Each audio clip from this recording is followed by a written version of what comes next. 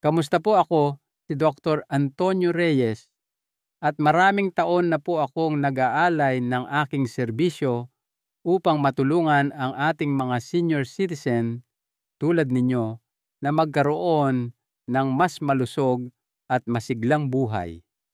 Isang karangalan po para sa akin na ibahagi ang mga kaalaman na maaaring magdulot ng tunay na pagbabago sa inyong pang-araw-araw na kalusugan.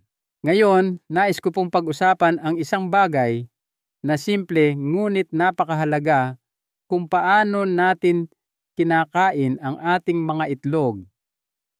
Naisip nyo na po ba kung ang paraan ng inyong pagkain ng itlog ay maaaring tahimik na nakasasama sa inyong kalusugan?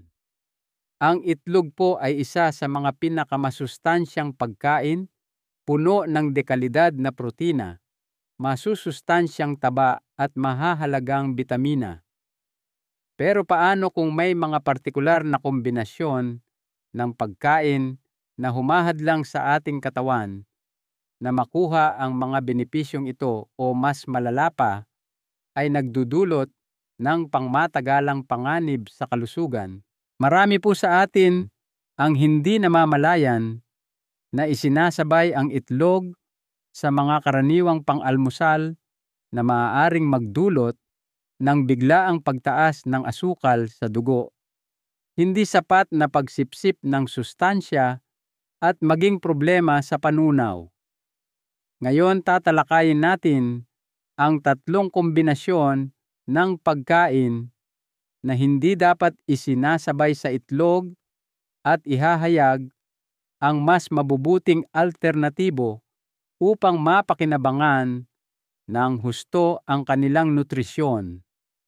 Manatili po kayo dahil isang maliit na pagbabago lang sa inyong pagkain ay maaaring makatulong na mapabuti ang inyong enerhiya, panunaw at pangkalahatang kalusugan. Bago po tayo magpatuloy, kung hindi pa po kayo nakasubscribe, inaanyayahan ko po kayong pindutin ang subscribe button at i-on ang bell para lagi po kayong updated sa mga health tips na para sa inyo. Kung nagustuhan ninyo ang impormasyong ito, pakitype po ang 1 sa comments.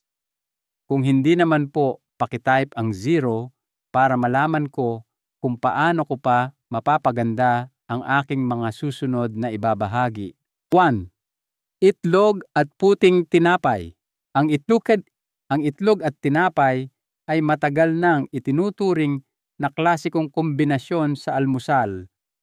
Mabilis itong ihanda, madali at parang kumpletong pagkain.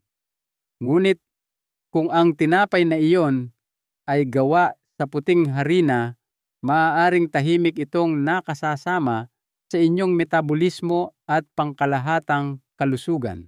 Ang puting tinapay na gawa sa pinoong harina, refined flour, ay kulang sa fiber at mahahalagang sustansya.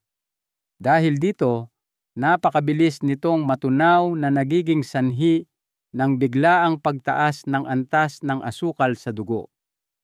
Tutugon ang inyong katawan sa pamamagitan ng paglalabas ng maraming insulin para mapababa ang asukal, ngunit ang mabilis na pagbagsak nito ay hahantong sa pagkapagod, pagiging malilimutin, brain fog, at mas matinding pagkagutom makalipas lamang ang ilang oras.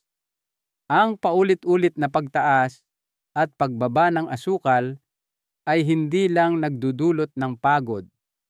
Mayroon itong pangmatagalang epekto sa inyong metabolismo.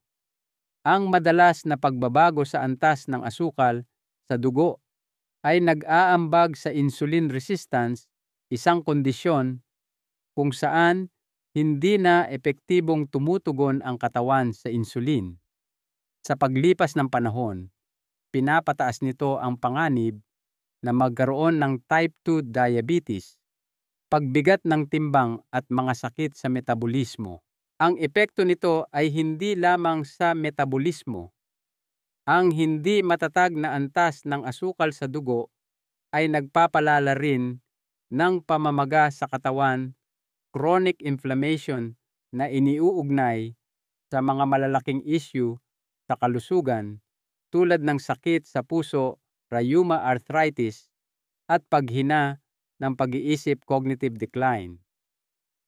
Isa pang hindi napapansing issue sa puting tinapay ay ang kakulangan nito sa mahahalagang sustansya. Dahil tinanggalan ito ng fiber at mga bitamina sa proseso ng paggawa, kakaunti lang ang naibibigay nitong nutrisyon bukod sa mga empty calories. Bagamat ang itlog ay mayaman sa dekalidad na protina, masusustansyang taba at mahahalagang sustansya tulad ng choline at bitamina B12, ang pagsasabay nito sa pagkaing kulang sa sustansya tulad ng puting tinapay ay nagpapababa sa pangkalahatang kalidad ng inyong kinakain. Sa kabutihang palad, ang pag-iwas sa problemang ito ay hindi nangangahulugang tuluyan ng aalisin ang tinapay. Ang susi ay ang pagpili ng mas mahusay na uri ng tinapay. Ang whole grain or sprouted bread, tinapay na gawa sa buong butil o sumibol na butil, ay mas masustansyang alternatibo. Ang mga opsyong ito ay nagtataglay ng fiber, bitamina at mineral na tumutulong sa pagkontrol ng panunaw at nagpapabagal sa pagsipsip ng carbohydrates. Pinipigilan nito ang mabilis na pagtaas ng asukal sa dugo at pinapanatiling matatag ang antas ng enerhiya sa buong umaga. Isa pang mahusay na alternatibo ay ang nilaga o inihaw na kamote.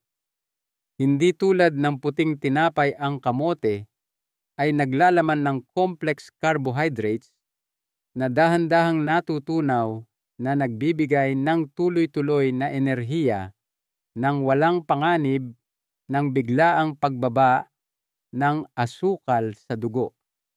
Mayaman din ito sa beta-carotene, isang antioxidant na sumusuporta sa kalusugan ng mata, pati na rin sa fiber na nagtataguyod ng kalusugan ng bituka.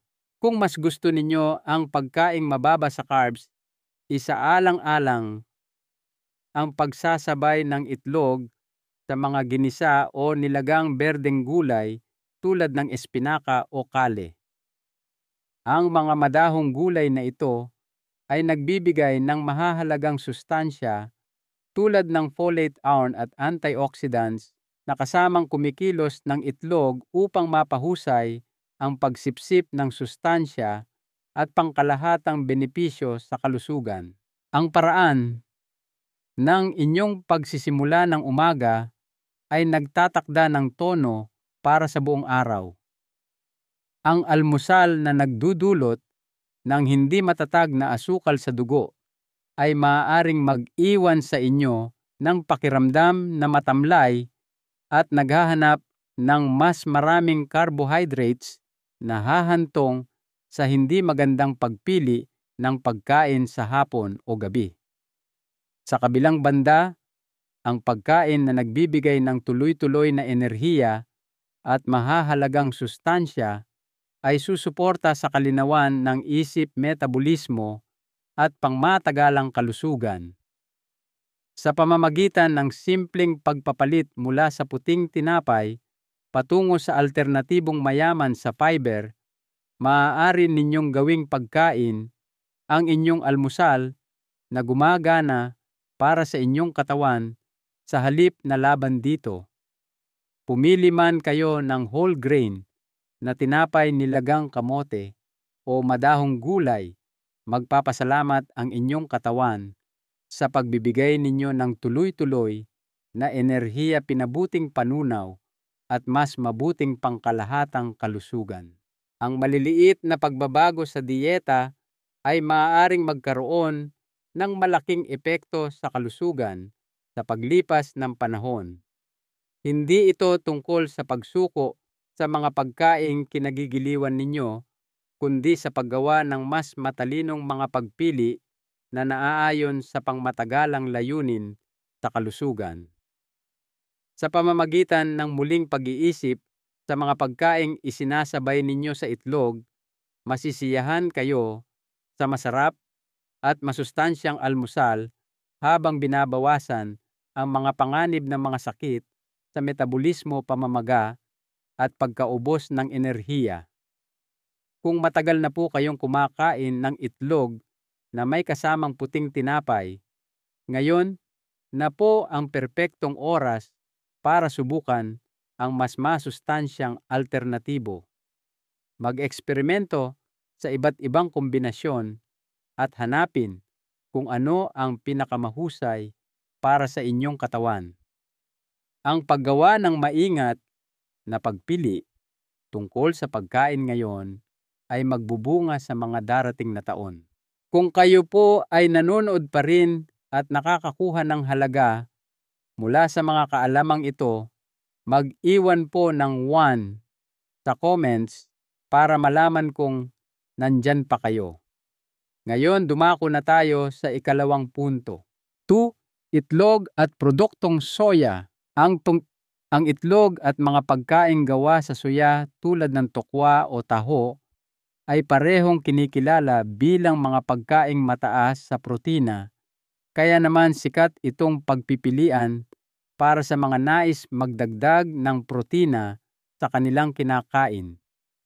Marami ang nag-aakala na ang pagsasabay ng itlog sa tokwa o pag-inom ng gatas na soya kasabay ng kanilang almusal ay nagbibigay ng balanseng pagkain.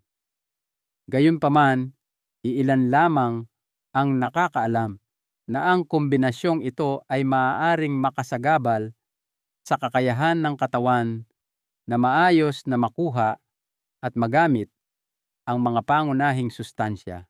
Ang soya po ay naglalaman ng mga compound na tinatawag na trypsin inhibitors. Ang mga ito ay humahadlang sa trabaho ng trypsin, isang enzyme na mahalaga para sa pagtunaw ng protina. Kapag ang itlog ay kinain kasabay ng soya, nahihirapan ang katawan na durugin at sipsipin ng maayos ang protina.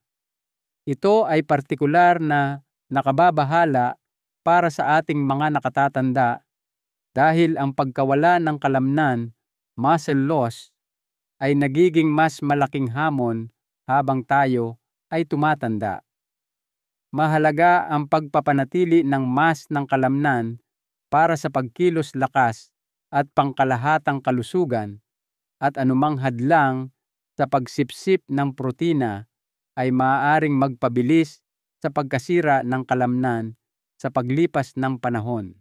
Isa pang isyu sa kombinasyong ito ay ang pagkakaroon ng abidin sa puti ng itlog. Ang abidin ay isang protina na kumakapit sa biotin, isang mahalagang bitamina B na responsable sa pagsuporta sa produksyon ng enerhiya, malusog na balat, matibay na kuko at tamang paggana ng nervous system. Ang mga produktong soya ay maaaring lalo pang magpababa sa pagsipsip ng biotin na nagpapataas ng posibilidad ng kakulangan nito. Ang mga taong nakararanas ng pagkapagod, pagnipis ng buhok o marurupok na kuko ay maaaring hindi namamalayan na ang kanilang dieta at hindi lamang ang pagtanda ang maaaring nag-aambag sa mga isyong ito. Bukod sa pagsipsip ng protina at biotin, ang soya ay maaari ring makaapekto sa panunaw kapag kinain kasabay ng itlog. Ang ilang individual ay sensitibo sa soya at maaaring makaranas ng pamamaga ng tiyan bloating, kabag o hindi komportableng pakiramdam sa tiyan. Dahil ang itlog ay mayaman na sa protina, ang pagdaragdag ng mga pagkaing gawa sa soya ay maaaring lumikha ng karagdagang hirap sa digestive system. Sa halip na makaramdam ng pagkabusog At sigla, pagkatapos kumain ang ilang tao ay naguulat ng pagkatamlay o bigat sa pakiramdam na maaaring makaistorbo sa pang-araw-araw na gawain. Sa halip na pagsamahina ang itlog at soya, mas mainam na isabay ang itlog sa mga gulay na sumusuporta sa panunaw at nagpapahusay sa pagsipsip ng sustansya. Ang mga madahong gulay tulad ng espinaka at kale ay mayaman sa iron at folate na tumutulong sa katawan na mas epektibong iproseso ang protina. Ang mga kabute mushrooms ay isa pang mahusay na opsyon dahil nagbibigay ito ng antioxidants at mga compound na nagtataguyod ng kalusugan ng bituka at immune function. Ang mga alternatibong ito ay hindi lamang sumusuporta sa panunaw, kundi tumutulong din sa katawan na masulit ang mga sustansyang matatagpuan sa itlog. Ang pagdaragdag ng masusustansyang taba sa pagkain na may itlog ay maaaring lalo pang mapabuti ang pagsipsip ng sustansya. Ang abokado halimbawa ay nagbibigay ng monounsaturated fats na sumusuporta sa kalusugan ng puso habang tumutulong din sa katawan na sipsipin ang mga fat-soluble vitamins tulad ng bitamina D mula sa itlog. Ang pagluluto ng itlog sa langis ng olive oil sa halip na mantikilya o mga processed oils ay isa pang simpleng paraan para gawing mas masustansya ang pagkain nang hindi isinasakripisyo ang lasa. Ang paggawa ng mga pagbabagong ito ay hindi nangangahulugang tuluyan nang isusuko ang mga pagkaing protina na mula sa halaman. Maaari pa ring maging bahagi ng balanseng dieta ang soya, ngunit pinakamainam na kainin ito nang hiwalay sa itlog upang maiwasan ang mga isyu sa pagsipsip ng sustansya. Ang pagpiling kumain ng itlog kasama ng mga gulay at masusustansyang taba sa halip na soya ay nagpapahintulot sa katawan na mapakinabangan ng husto ang mga benepisyo ng bawat sangkap ng walang sagabal. Para sa mga matagal nang kumakain ng itlog kasabay ng soya, ang paggawa ng maliit na pagbabago sa mga ipinapares na pagkain ay maaaring magdulot ng kapansin-pansing pagbuti sa panunaw, antas ng enerhiya at pangkalahatang kalusugan. Ang pagiging maingat sa kung paano nag-i-interact ang mga pagkain sa isa't isa ay isang mahalagang bahagi ng pag-optimize ng nutrisyon. Sa pamamagitan ng paggawa ng matalinong mga pagpili, posibleng lumikha ng mga pagkain na hindi lamang masarap, kundi nagbibigay din sa katawan ng lahat ng kailangan nito upang gumana ng pinakamahusay. Kung kayo po ay nanonood pa rin at nakikita ninyong mahalaga ang mga kaalamang ito, pakitype po ang 1 sa comments para malaman kong kasama ko pa kayo. Ngayon, magpatuloy tayo sa susunod na punto. 3. Itlog at tsaa. Marami po sa atin ang nasisiyahang simulan ang araw na may isang plato ng itlog at isang mainit na tasa ng tsaa. Ang kombinasyong ito ay komportable pamilyar at tila hindi nakasasama. Gayunpaman, ang hindi alam ng karamihan ay ang pag-inom ng tsaa kasabay ng itlog ay maaaring makasagabal sa kakayahan ng katawan na sipsipin ang mahahalagang sustansya. Bagamat ang tsaa ay nag-aalok ng mga antioxidant na nakabubuti sa kalusugan sa maraming paraan, kapag ininom kasabay ng itlog, maaari nitong bawasan ang nutritional value ng inyong kinain.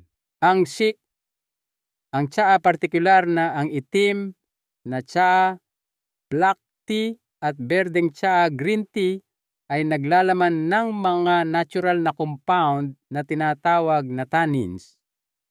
Ang tannins ay may mga katangiang astringent at kilala sa kanilang mga benepisyong antioxidant, ngunit mayroon din silang hindi magandang epekto kapag ininom kasabay ng mga pagkaing mayaman sa protina tulad ng itlog. Ang tannins ay kumakapit sa mga protina sa pagkain na ginagawang mas mahirap para sa katawan na tunawin at sipsipin ang mga ito. Nangangahulugan ito na bagamat ang itlog ay nagbibigay ng dekalidad na protina, ang pagkakaroon ng tannins sa tsaa ay maaaring pumigil sa katawan na lubusang magamit ang protinang iyon na hahantong sa nabawasang pag-aayos ng kalamnan at pangkalahatang pagsipsip ng sustansya. Bukod sa pagsipsip ng protina, ang tannins ay nakakasagabal din sa pagsipsip ng iron bakal. Ang itlog ay naglalaman ng iron, isang mahalagang mineral na sumusuporta sa pagdadala ng oxygen sa dugo, produksyon ng enerhiya at paggana ng utak. Gayunpaman, kapag ang iron ay kinain kasabay ng tsaa, ang tannins ay bumubuo ng isang complex kasama ang mga molekula ng iron na ginagawang mas mahirap para sa katawan na sipsipin at gamitin ng epektibo ang mineral.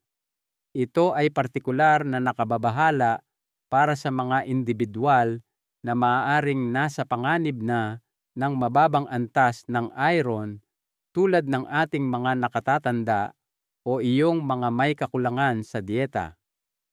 Ang kakulangan sa iron ay maaaring humantong sa pagkapagod, pagkahilo at hirap sa pag-concentrate. Sa paglipas ng panahon, ang patuloy na hindi sapat na pagsipsip ng iron ay maaaring mag-ambag sa anemia, isang kondisyon na nailalarawan sa mababang antas ng red blood cell. Ang mga sintomas ng anemia ay kinabibilangan ng patuloy na pagkapagod, maputlang balat, at nabawasang pisikal na lakas. Bagamat ang itlog ay maaaring maging isang kapaki-pakinabang na mapagkukunan ng iron, ang sabay na pag-inom ng tsaa ay maaaring makabuluhang bawasan ang dami ng iron na talagang nasisipsip ng katawan.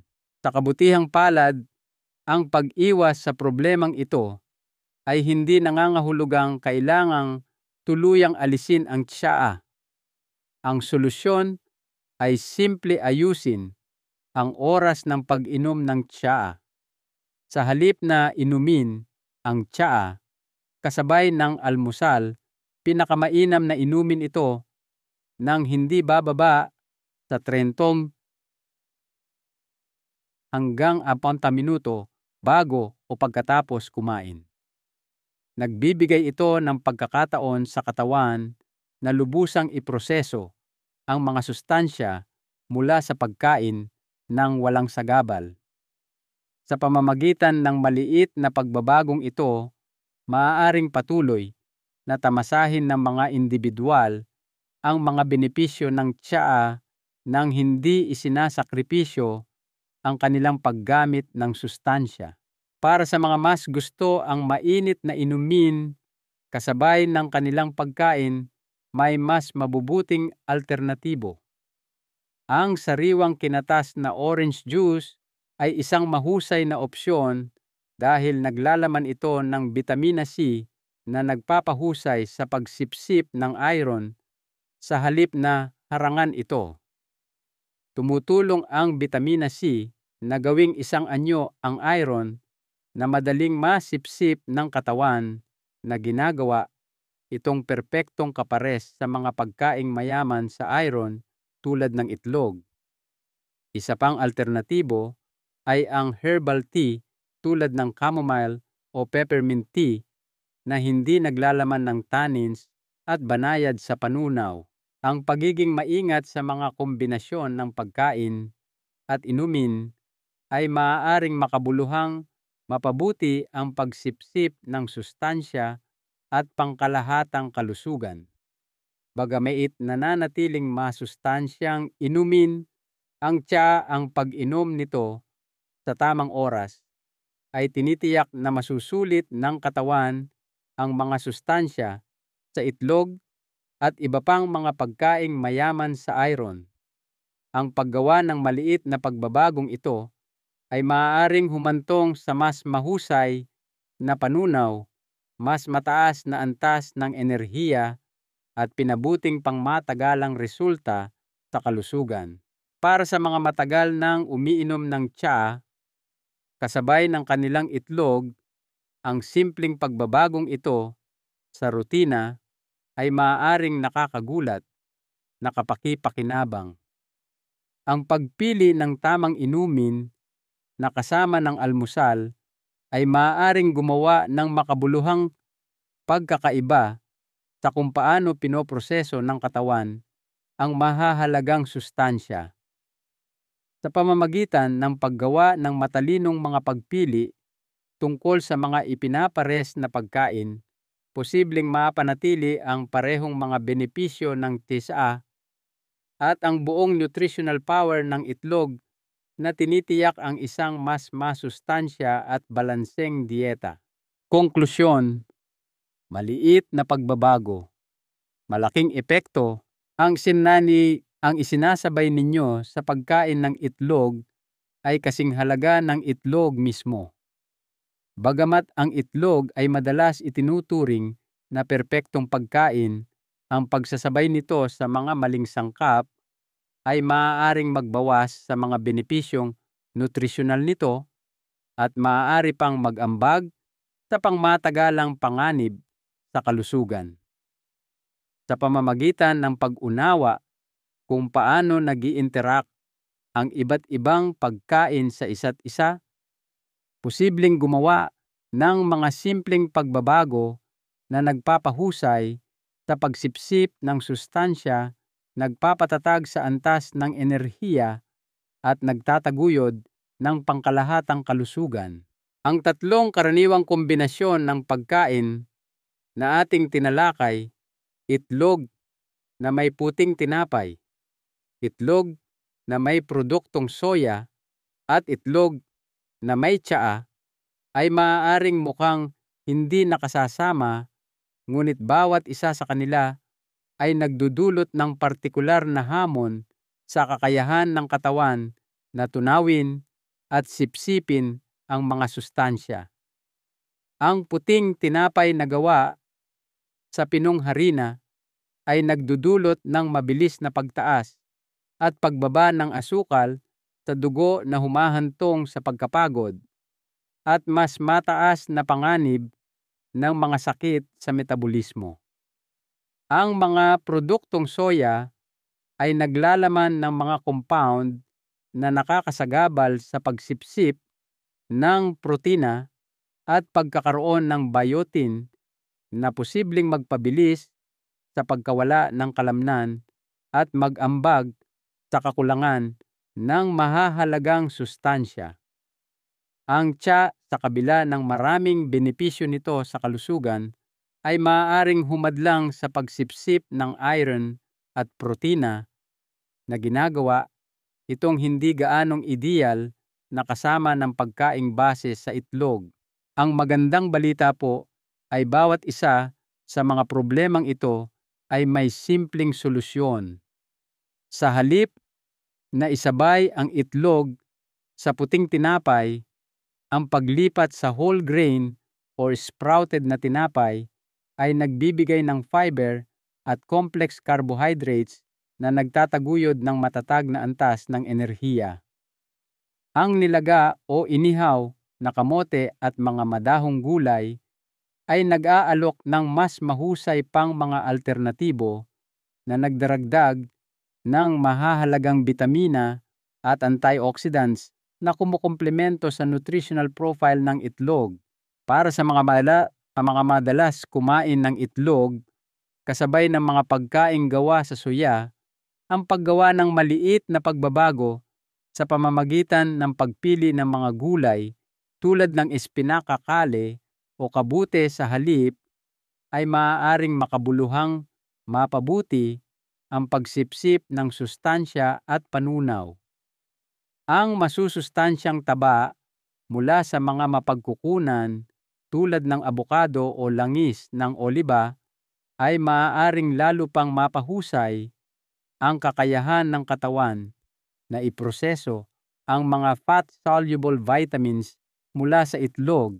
Gayon din para sa mga manginginom ng tsaa, ang simpleng pag-aayos ng oras kung kailan iniinom ang tsaa, ang paghihintay ng hindi bababa sa 30 hanggang 60 minuto bago o pagkatapos kumain ng itlog ay tinitiyak na lubusang masisipsip ng katawan ang iron at protina na ibinibigay ng pagkain. Ang pagpili ng inumin na sumusuporta sa pagsipsip ng sustansya tulad ng sariwang orange juice o herbal tea ay maaaring gawing mas balanse at nakapagpapalusog na karanasan ang almusal. Ang maliliit na pagbabagong ito ay maaaring mukhang maliit, ngunit sa paglipas ng panahon, maaari silang magkaroon ng malaking epekto sa pangkalahatang kalusugan. Ang katawan ay pinakamahusay na gumagana kapag natatanggap nito ang tamang balanse ng mga sustansya at ang paggawa ng matalinong mga pagpili sa pagkain ay maaaring makatulong na maiwasan ang mga kakulangan, mapanatili ang matatag na antas ng enerhiya at suportahan ang pangmatagalang kalusugan. Ang malusog na pagkain ay hindi tungkol sa ganap na pag-aalis ng mga paboritong pagkain, kundi tungkol sa pag-unawa kung paano pagsasamahin ang mga ito sa mga paraan na mapapakinabangan ng husto ang kanilang mga benepisyo. Sa pamamagitan ng paggawa ng maliliit at pinag-isipang mga pagbabago, posibleng lumikha ng mga pagkain na nagpapalusog sa katawan sa halip na ubusin ito. Para sa mga hindi namamalayang nagsasabay ng itlog sa puting tinapay soya o tsaa sa loob ng maraming taon ngayon na po ang oras upang mag-eksperimento sa mas masusustansyang mga alternatibo. Ang pagiging bukas sa pagbabago at maingat sa mga ipinapares na pagkain ay maaaring humantong sa kapansin-pansing pagbuti sa panunaw, enerhiya at pangkalahatang kalusugan. Ang mga simpleng pagbabagong ito ay maaari ring maglatag ng pundasyon para sa mas mahusay na pangmatagalang gawi na nag-aambag sa isang mas malusog at masiglang buhay. Ang mahalagang aral po dito ay ang kaalaman ay nagbibigay kapangyarihan para sa mas mahusay na mga pagpili. Ang pag-unawa kung paano nag-i-interact ang iba't ibang pagkain ay nagpapahintulot para sa mas matalinong pagpaplano ng pagkain na sumusuporta sa pinakamainam na kalusugan. Sa pamamagitan ng paggawa ng maliliit na pagbabago sa pang-araw-araw na gawi sa pagkain, posibleng mapabuti ang pangkalahatang nutrisyon ng walang marahas na pagbabago o hindi kinakailangang mga paghihigpit. Ngayon na po ang perpektong oras upang pagnilayan ang personal na gawi sa pagkain at isaalang-alang kung paano maaaring humantong sa malalaking pagpapabuti ang maliliit na pagbabago. Kung ito man ay pagpapalit ng puting tinapay sa whole grains, pagpapalit ng mga pagkaing gawa sa soya sa mga gulay na siksik sa sustansya, o mas estratehikong pag-ooras sa pag-inom ng tsaa bawat pagpili ay mahalaga. Kung ang mga kaalamang ito ay nagbigay ng mahalagang impormasyon, ang pagbabahagi nito sa iba ay maaaring makatulong din sa kanila na gumawa ng mas mahusay na mga pagpili. Ang malusog na pagkain ay hindi lamang tungkol sa mga individual na desisyon. Ito ay tungkol sa pagpapalaganap ng mas malawak na kamalayan kung paano maaaring gumawa ng malaking pagkakaiba ang maliliit na pagbabago. Ang paggawa ng tamang mga ipinapares na pagkain ay isang simple ngunit makapangyarihang paraan upang suportahan ang pangmatagalang kalusugan. Sa pamamagitan ng pagbibigay ng mas malapit na pansin sa kung ano ang nasa inyong plato, posibleng gawing pagkakataon ang bawat pagkain upang palusugin ang inyong katawan, mapanatili ang enerhiya at itaguyod ang pangkalahatang kalusugan. Isang aral sa buhay mula sa inyong doktor. Mga minamahal kong kaibigan, ang pinakamahalagang puhunan na maaari ninyong gawin ay sa inyong sariling kalusugan. Ito po ay isang paglalakbay, hindi isang destinasyon, at hindi pa huli ang lahat para gumawa ng maliliit at positibong pagbabago. Bawat maingat na pagpili tulad ng mga napag-usapan natin ngayon ay isang hakbang patungo sa mas masigla at kasiyasyang buhay. Huwag po ninyong maliitin ang kapangyarihan ng mga simpleng pagbabagong ito. Tunay po silang nagdudulot ng mas malusog na kayo. Ngayon, nais ko pong marinig ang inyong saloobin. Maglaan po ng sandali upang pagnilayan at ibahagi ang isang bagay na natutunan ninyo ngayon na balak ninyong isabuhay. Suportahan po natin ang isa't isa sa paglalakbay na ito patungo sa pagyakap sa mga katotohanang ito. Pakiiwan po ang inyong mga komento sa ibaba. Kung nakatulong po sa inyo ang video na ito, mangyaring mag-iwan ng komento na 1. Kung hindi naman po, huwag mag-atubiling magkomento ng 0. Malaki po ang halaga ng inyong feedback sa akin at tinutulungan ako nitong lumikha ng content na tunay na nagsisilbi sa inyo. Huwag po kalimutang i-like ang video na ito, ibahagi ito sa inyong mga kaibigan at pamilya na maaaring makinabang at mag-subscribe para sa mas marami pang health insights na idinisenyo upang matulungan kayong mamuhay ng pinakamahusay. Maraming salamat po sa inyong panunood at naway mamuhay tayo ayon sa ating kagustuhan na may kalusugan at sigla.